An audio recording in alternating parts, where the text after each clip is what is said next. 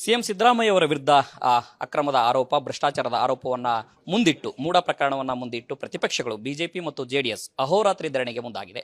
ಈ ಎಲ್ಲ ಧರಣಿ ವಿಚಾರಕ್ಕೆ ಮಾತನಾಡಲಿಕ್ಕೆ ನಮ್ಮ ಜೊತೆಗೆ ಕರ್ನಾಟಕ ವಿಧಾನಸಭಾ ಸಭಾಧ್ಯಕ್ಷರಾದಂಥ ಯುಟಿ ಖಾದರ್ ಅವರು ಇದ್ದಾರೆ. ಅವ್ರ ಜೊತೆ ಮಾತಾಡ್ತಾ ಹೋಗ್ತೀನಿ. ಸರ್, ಪ್ರಜಾಪ್ರಭುತ್ವದಲ್ಲಿ ಹೋರಾಟದ ಹಕ್ಕು ಎಲ್ರಿಗೂ ಇದೆ. ಈಗ ಪ್ರತಿಪಕ್ಷಗಳು ಅಹೋರಾತ್ರಿ ಧರಣಿಯನ್ನು ಶುರು ಮಾಡಿದೆ. ಈ ಒಂದು ಧರಣಿಯ ವಿಚಾರಕ್ಕೆ ತಾವು ಕೂಡ ಸದನವನ್ನು ಒಂದು ಶಿಸ್ತುಬದ್ಧವಾಗಿ ನಡೆಸಲಿಕ್ಕೆ ಸಾಕಷ್ಟು ಮನವಿಯನ್ನು ಕೂಡ ಮಾಡಿದ್ರಿ. ಆದಾಗ್ಯೂ ಕೂಡ ಧರಣಿ ಮುಂದುವರೆದಿದೆ. ಇದ್ರ ಬಗ್ಗೆ ಸರ್? ಅದು ಪ್ರತಿಪಕ್ಷದ ಅವ್ರಿಗೆ ಬಿಟ್ಟ ರಾಜ್ಯಕ್ಕೆ ಪಕ್ಷ ಬಿಟ್ಟಂಥ ವಿಚಾರ. ಪ್ರತಿಭಟನೆ ಮಾಡಬೇಕಾ ಮಾಡಬಾರ್ದು ಅಂತೇಳಿ. ಸೊ ಪ್ರಜಾಪ್ರಭುತ್ವದಲ್ಲಿ ಪ್ರತಿಭಟನೆಗೆ ಅವಕಾಶ ಇದೆ.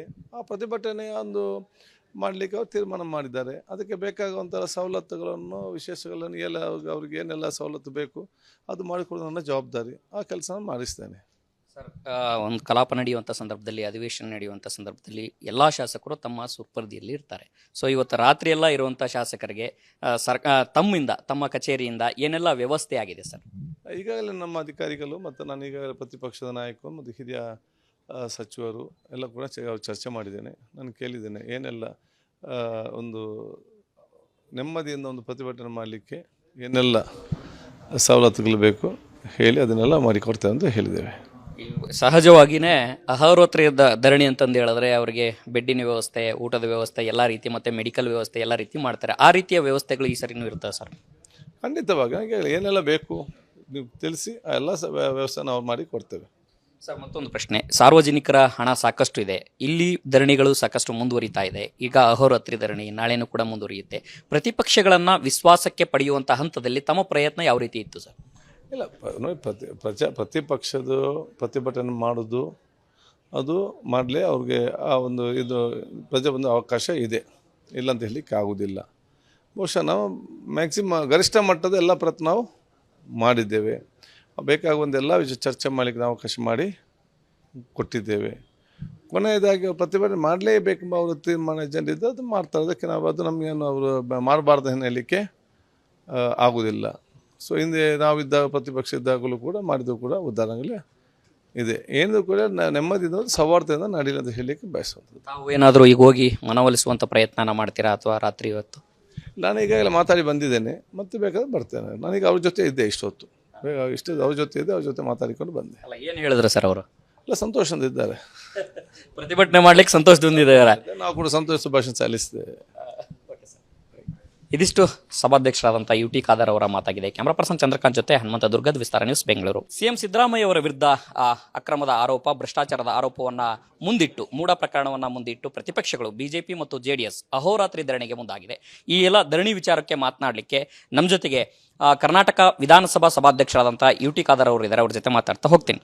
ಸರ್, ಪ್ರಜಾಪ್ರಭುತ್ವದಲ್ಲಿ ಹೋರಾಟದ ಹಕ್ಕು ಎಲ್ರಿಗೂ ಇದೆ. ಈಗ ಪ್ರತಿಪಕ್ಷಗಳು ಅಹೋರಾತ್ರಿ ಧರಣಿಯನ್ನು ಶುರು ಮಾಡಿದೆ. ಈ ಒಂದು ಧರಣಿಯ ವಿಚಾರಕ್ಕೆ ತಾವು ಕೂಡ ಸದನವನ್ನು ಒಂದು ಶಿಸ್ತುಬದ್ಧವಾಗಿ ನಡೆಸಲಿಕ್ಕೆ ಸಾಕಷ್ಟು ಮನವಿಯನ್ನು ಕೂಡ ಮಾಡಿದ್ರಿ. ಆದಾಗ್ಯೂ ಕೂಡ ಧರಣಿ ಮುಂದುವರೆದಿದೆ. ಇದ್ರ ಬಗ್ಗೆ ಸರ್?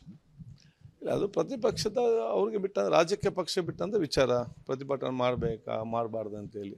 ಸೊ ಪ್ರಜಾಪ್ರಭುತ್ವದಲ್ಲಿ ಪ್ರತಿಭಟನೆಗೆ ಅವಕಾಶ ಇದೆ. ಆ ಪ್ರತಿಭಟನೆಯ ಒಂದು ಮಾಡಲಿಕ್ಕೆ ಅವ್ರು ತೀರ್ಮಾನ ಮಾಡಿದ್ದಾರೆ. ಅದಕ್ಕೆ ಬೇಕಾಗುವಂಥ ಸವಲತ್ತುಗಳನ್ನು ವಿಶೇಷಗಳನ್ನು ಎಲ್ಲ ಅವ್ರಿಗೆ ಏನೆಲ್ಲ ಸವಲತ್ತು ಬೇಕು ಅದು ಮಾಡಿಕೊಡೋದು ನನ್ನ ಜವಾಬ್ದಾರಿ. ಆ ಕೆಲಸ ಮಾಡಿಸ್ತೇನೆ. ಸರ್, ಒಂದು ಕಲಾಪ ನಡೆಯುವಂಥ ಸಂದರ್ಭದಲ್ಲಿ, ಅಧಿವೇಶನ ನಡೆಯುವಂಥ ಸಂದರ್ಭದಲ್ಲಿ ಎಲ್ಲ ಶಾಸಕರು ತಮ್ಮ ಸುಪರ್ದಿಯಲ್ಲಿ ಇರ್ತಾರೆ. ಸೊ ಇವತ್ತು ರಾತ್ರಿ ಎಲ್ಲ ಇರುವಂಥ ಶಾಸಕರಿಗೆ ತಮ್ಮ ಕಚೇರಿಯಿಂದ ಏನೆಲ್ಲ ವ್ಯವಸ್ಥೆ ಆಗಿದೆ ಸರ್? ಈಗಾಗಲೇ ನಮ್ಮ ಅಧಿಕಾರಿಗಳು ಮತ್ತು ನಾನು ಈಗಾಗಲೇ ಪ್ರತಿಪಕ್ಷದ ನಾಯಕರು ಮತ್ತು ಹಿರಿಯ ಸಚಿವರು ಎಲ್ಲ ಕೂಡ ಚರ್ಚೆ ಮಾಡಿದ್ದೇನೆ. ನಾನು ಕೇಳಿದ್ದೇನೆ ಏನೆಲ್ಲ ಒಂದು ನೆಮ್ಮದಿಯಿಂದ ಒಂದು ಪ್ರತಿಭಟನೆ ಮಾಡಲಿಕ್ಕೆ ಏನೆಲ್ಲ ಸವಲತ್ತುಗಳು ಬೇಕು ಹೇಳಿ ಅದನ್ನೆಲ್ಲ ಮಾಡಿಕೊಡ್ತೇವೆ ಅಂತ ಹೇಳಿದ್ದೇವೆ. ಸಹಜವಾಗಿಯೇ ಅಹೋರಾತ್ರಿ ಧರಣಿ ಅಂತಂದು ಹೇಳಿದ್ರೆ ಅವರಿಗೆ ಬೆಡ್ಡಿನ ವ್ಯವಸ್ಥೆ, ಊಟದ ವ್ಯವಸ್ಥೆ ಎಲ್ಲ ರೀತಿ ಮತ್ತು ಮೆಡಿಕಲ್ ವ್ಯವಸ್ಥೆ ಎಲ್ಲ ರೀತಿ ಮಾಡ್ತಾರೆ. ಆ ರೀತಿಯ ವ್ಯವಸ್ಥೆಗಳು ಈ ಸರಿನೂ ಇರ್ತದೆ ಸರ್? ಖಂಡಿತವಾಗಿ ನನಗೆ ಏನೆಲ್ಲ ಬೇಕು ನೀವು ತಿಳಿಸಿ ಆ ಎಲ್ಲ ವ್ಯವಸ್ಥೆ ನಾವು ಮಾಡಿ ಕೊಡ್ತೇವೆ. ಸರ್, ಮತ್ತೊಂದು ಪ್ರಶ್ನೆ. ಸಾರ್ವಜನಿಕರ ಹಣ ಸಾಕಷ್ಟು ಇದೆ. ಇಲ್ಲಿ ಧರಣಿಗಳು ಸಾಕಷ್ಟು ಮುಂದುವರಿತಾ ಇದೆ. ಈಗ ಅಹೋರಾತ್ರಿ ಧರಣಿ ನಾಳೆನೂ ಕೂಡ ಮುಂದುವರಿಯುತ್ತೆ. ಪ್ರತಿಪಕ್ಷಗಳನ್ನು ವಿಶ್ವಾಸಕ್ಕೆ ಪಡೆಯುವಂಥ ಹಂತದಲ್ಲಿ ತಮ್ಮ ಪ್ರಯತ್ನ ಯಾವ ರೀತಿ ಇತ್ತು ಸರ್? ಇಲ್ಲ ನೋಡಿ, ಪ್ರತಿಪಕ್ಷದ ಪ್ರತಿಭಟನೆ ಮಾಡೋದು ಅದು ಮಾಡಲಿ. ಅವ್ರಿಗೆ ಆ ಒಂದು ಒಂದು ಅವಕಾಶ ಇದೆ, ಇಲ್ಲಂತ ಹೇಳಲಿಕ್ಕೆ ಆಗೋದಿಲ್ಲ. ಬಹುಶಃ ನಾವು ಮ್ಯಾಕ್ಸಿಮಮ್ ಗರಿಷ್ಠ ಮಟ್ಟದ ಎಲ್ಲ ಪ್ರಯತ್ನ ನಾವು ಮಾಡಿದ್ದೇವೆ. ಬೇಕಾಗುವಂಥ ಎಲ್ಲ ವಿಷಯ ಚರ್ಚೆ ಮಾಡಲಿಕ್ಕೆ ನಾವು ಅವಕಾಶ ಮಾಡಿ ಕೊಟ್ಟಿದ್ದೇವೆ. ಕೊನೆಯದಾಗಿ ಪ್ರತಿಭಟನೆ ಮಾಡಲೇಬೇಕೆಂಬ ಅವರು ತೀರ್ಮಾನ ಜನರಿದ್ದು ಅದು ಮಾಡ್ತಾರೆ. ಅದಕ್ಕೆ ನಾವು ಅದು ನಮಗೇನು ಅವರು ಮಾಡಬಾರ್ದು ಹೇಳಲಿಕ್ಕೆ ಆಗೋದಿಲ್ಲ.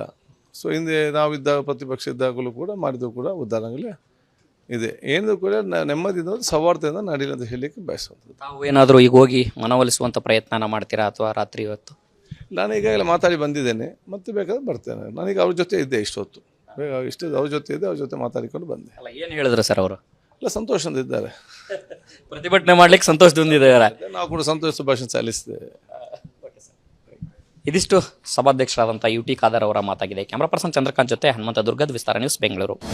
ಅನುಕ್ಷಣದ ಸುದ್ದಿಗಳಿಗಾಗಿ ವಿಸ್ತಾರ ನ್ಯೂಸ್ ಯೂಟ್ಯೂಬ್ ಚಾನೆಲ್ ಸಬ್ಸ್ಕ್ರೈಬ್ ಮಾಡಿ. ಹೊಸ ಸುದ್ದಿಗಳ ನೋಟಿಫಿಕೇಶನ್ಗಾಗಿ ಬೆಲ್ ಐಕಾನ್ ಕ್ಲಿಕ್ ಮಾಡಿ. ಲೇಟೆಸ್ಟ್ ಅಪ್ಡೇಟ್ಸ್ಗಾಗಿ www.vistaranews.com ವೆಬ್ಸೈಟ್ಗೆ ವಿಸಿಟ್ ಮಾಡಿ. ಅಂಗೈಯಲ್ಲೇ ಜಗತ್ತಿನ ಸುದ್ದಿ ತಿಳಿಯಲು ವಿಸ್ತಾರ ನ್ಯೂಸ್ ಕನ್ನಡ ಆಪ್ ಡೌನ್ಲೋಡ್ ಮಾಡಿ.